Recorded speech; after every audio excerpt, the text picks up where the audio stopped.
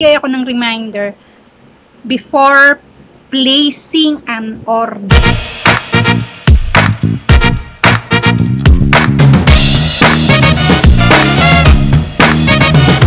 Mahilig tayong mag-shopping online kasi very comfortable nga yan. Pero kapag order ka o nag-shop ka online, be wise enough before placing an order.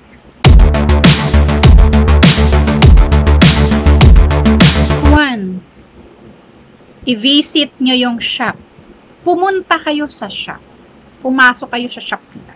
Kasi makikita nyo naman yung sa followers, sa ratings, sa chat response, makikita nyo yan.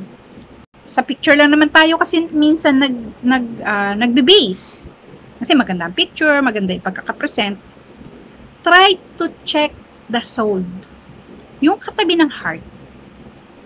Ito yung picture. Yung may katabing heart. Minsan, nagiging 0 o minsan, marami ng sold.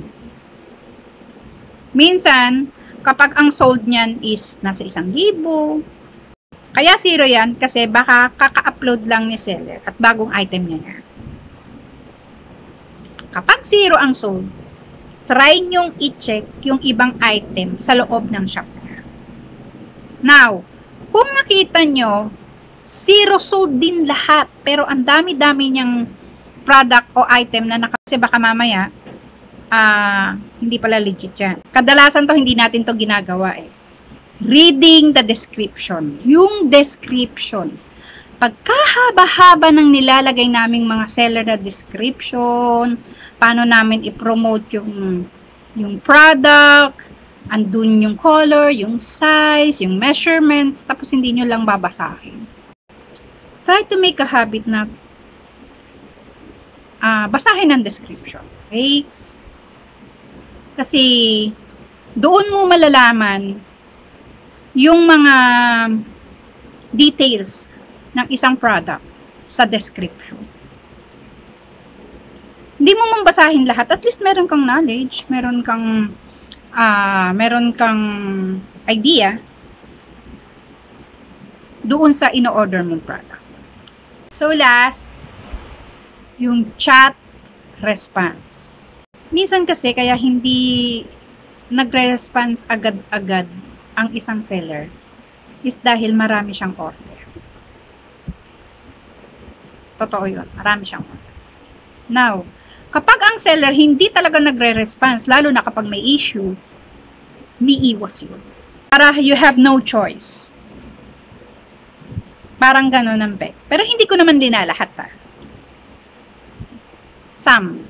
Kasi kapag mababa yan sa 50%, lalo na kapag nasa 30%, o mabot pa ng 20%, minsan nga nakikita ko 15, 19%. Gabi, hindi ito nakikipag-usap. Bumili ka man sa akin o nag-i-inquire lang, sasagutin kita. Minsan nga, yung buyer ang hindi sumasagot, pero ako ang makulit ako. Eto na po yung response, ganito, ganyan.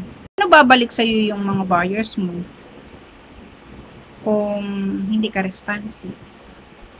I do hope na nakatulong yung video ko.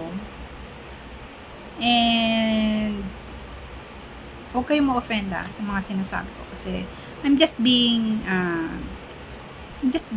honest. Kasi hindi naman lahat ng seller bogus at hindi din lahat ng buyer legit.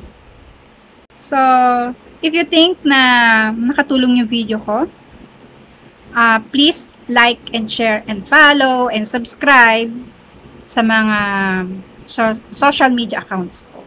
And please leave a comment below kung may tanong. So, babalikan ko yan, sasagutin ko din yan. Maraming salamat. Thank you for watching. Bye!